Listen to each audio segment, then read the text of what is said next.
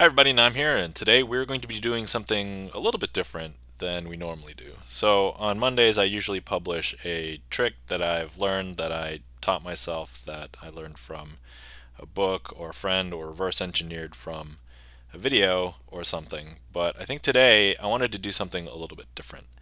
So if you're watching this on the Monday in which this video publishes, it should have been about 1 week since some big news hit the Magic community, and that news was that Max Maven has passed away. So, for those of you in the Magic community who know who Max Maven is, know and understand how highly acclaimed he was, his contributions to Magic, all the things that he has done. And those of you who do not may have seen him as a magician or mentalist some in the last, 30 or 40 or 50 years. And so I wanted to make a video showcasing some of the tricks that I've learned that are Max Maven tricks. And, just as a way to kind of remember him, and, this is like the way that Max Maven has affected me. And I'm sure that there's many other tricks from other magicians that I know that have somehow been influenced by and maybe inspired by Max Maven as well. But the two tricks that I've selected to do for this video are two Max Maven tricks. So the first one that I'd like to show is actually a trick that is in my kind of when I first meet a stranger kind of repertoire. Like, it's one of the first four tricks that I might pull out because it's relatively quick, and it's portable and people understand it, right? So it just uses four cards and two contrasting pairs. So in this case, I have the black queens, so face cards, and then red twos, red spot cards. And so we're going to go ahead and take the two red spot cards, we'll turn them face down. We'll take the two face up queens and put them in between. And so they really are in between. Now, if I was to reverse count these cards like that, the state would not have changed. You can still describe it as the two black queens face up in between the two face down twos, red twos. But if I was to go ahead and just do that one more time, but with just one little change, all I'm going to do now is I'm going to hold the pack. I'm going to give it a little bit of a shake, right? And that shake has changed everything, because would you now believe that the red twos are face up in the middle of the pack and the black queens are on the outside face down? If you don't, here, just watch, because look. And look, all of the red twos are face up in the middle, and the black queens are on the outside facing down. And that is called Overture by Max Maven. Now, Max Maven wasn't always known as Max Maven. He was born as Philip Goldstein.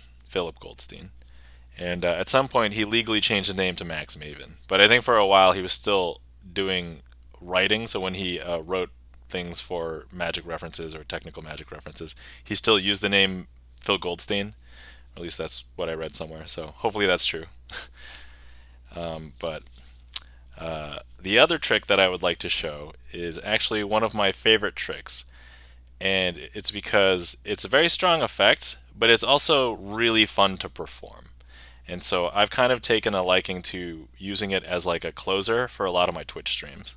So it's called Picasso Aces. Now, first things first, I'm spreading out the deck so that you can see that it is a blue-backed deck. And these aces are actually not from this deck, they're from a different deck. Because if I show you, they're actually not going to be blue-backed. So this is the Ace of Hearts, Ace of Clubs, red-backed, Ace of Diamonds, and Ace of Spades. Now we've got the four red-backed aces, and this is an ace assembly. If you're not familiar with ace assembly plots, what we usually end up doing is we're going to split up all of the aces into different positions. And so the ace of spades is typically the leader ace, and that's where all of the other aces will jump to.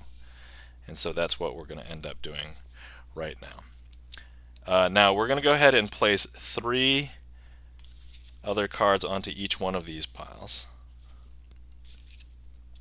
And we'll do that right now. Okay.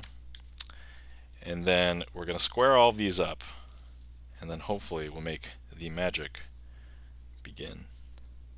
So first things first, we're going to move to this pile. We have an ace here. Now what we want to do is make that ace disappear. I'll just do it quickly with a snap. Did you see anything happen? Because if I show you now, there's actually no red backed cards in here. Now some people say that it disappeared, but I'll let you know, give you a little secret. They've swapped places. So it just swapped with one of the cards in here. So if I show you, none of these are actually aces. But if I show you how many cards are in this pack that have red backs, before there was just the 1, but now there's 2. So it's 2 red, 2 blue. Now let's go over here. Similar thing. We've got an ace right there, but all I have to do is snap. Did you see anything? Because a swap has just occurred. Because look, if I show you, there's actually no red backed cards, and there's actually no aces. But now if we revisit this pile, there's actually now 3 red backed cards and 1 blue backed card. I know, right? Isn't that so weird? That's so weird, right? And then finally we have this last pile.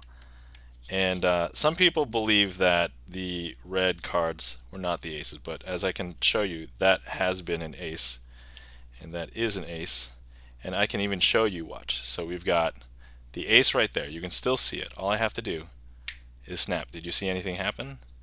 Because look, if I show you, all of these cards are blue backed cards. And if I show you all these faces, none of them are aces.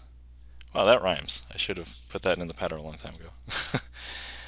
And now finally, if I show you this, all of the cards here are now red backed cards. And we have the ace of diamonds, ace of spades, ace of clubs, and ace of hearts.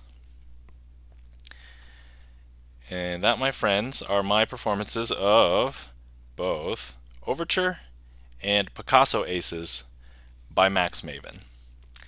So hopefully you guys learned something and enjoyed, and rest in peace, Max Maven. Thank you for leaving me with these wonderful tricks. Hopefully you guys enjoyed. Thanks for watching.